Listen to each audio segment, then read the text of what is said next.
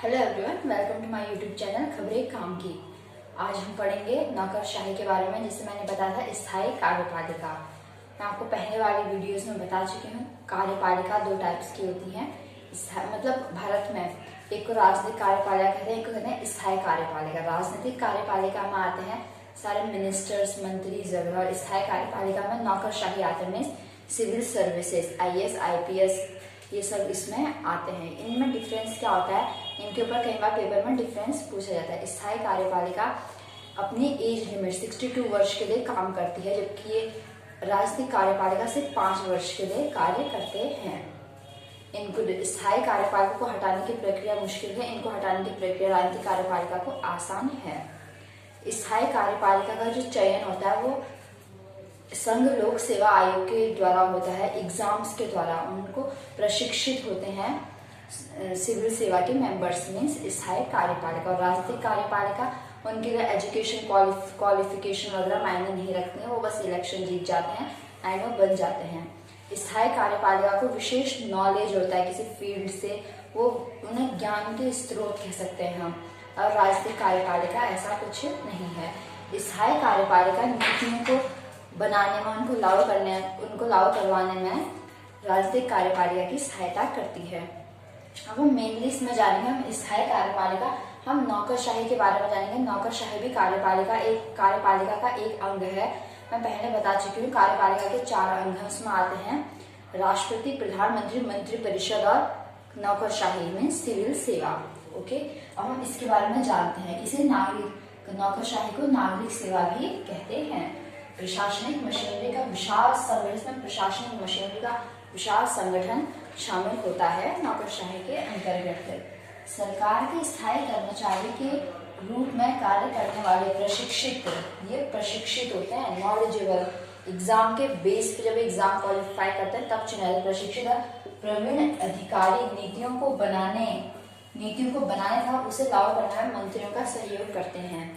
हम देखते हैं संसद में मंत्री आते हैं, बिल के ऊपर बात करते हैं, पर बिल बनाए किसके द्वारा जाते हैं? वो बनाए जाते हैं नौकरशाही के द्वारा, प्रशासनिक अधिकारियों के द्वारा। उनको बनाने में, उनको लागू करने में उनकी सहायता करते हैं नौकरशाही किसकी? मंत्रियों की। नौकरशाही में अखिल भारतीय सेवाएं, नौकरशाही में 3 तरह की सेवाएं, अखिल भारतीय सेवाएं, इनके बारे में हम जानेंगे कि अखिल भारतीय सेवाओं में कौन सी पोस्ट आती हैं। प्रांतीय सेवाएं, स्थानीय सरकारी कर्मचारी आदि सम्मिलित होते हैं। नौकरशाही का जो चयन होता है वो UPSC के द्वारा किया जाता है। इसे हिंदी में कहते हैं संघ लोक सेवा आयोग। इसे केंद्रीय स्तर पर UPSC चयन करती है प्रशासनिक अधिकारियों का संघ लोक सेवा आयोग, वैसे ही राज्य स्तर पर भी लोक सेवा आयोग होता है। राज्य में राज्य लोक सेवा आयोग होता है। लोक सेवा आयोग के सदस्यों का कार्यकाल निश्चित सदस्य बता चुकी हूँ, 62 वर्ष के लिए चुने जाते हैं। नौकरशाही में IAS, IPS वगैरह, ये IFS वगैरह 62 वर्ष के लिए चुने का कार्यकाल निश्चित होता है।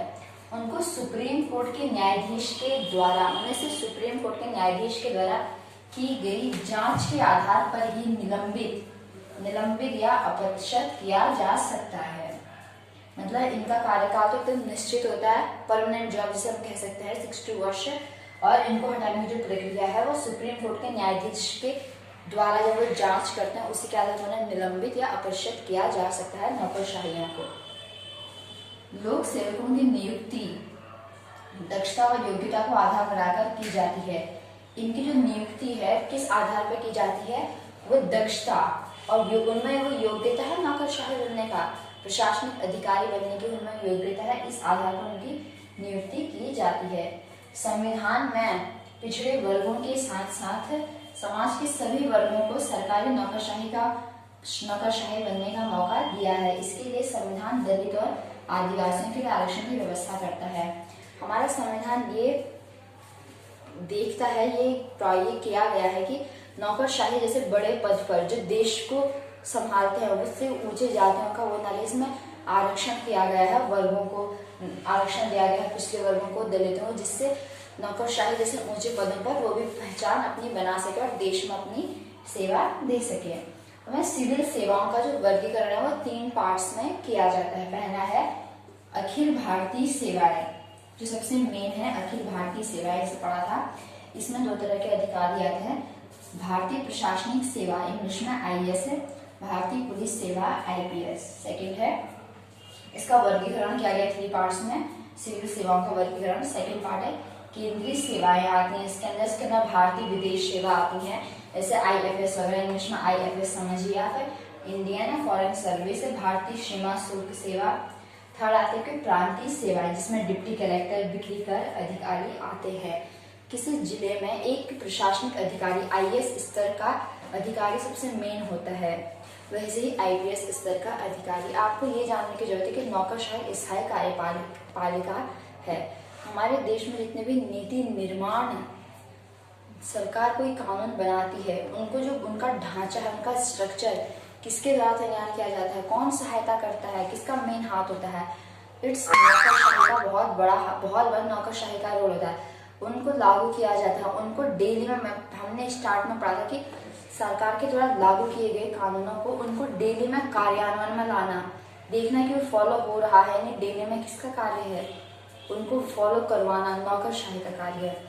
ये था हमारा एग्जीक्यूटिव कार्यपालिका से रिलेटेड पूरा चैप्टर।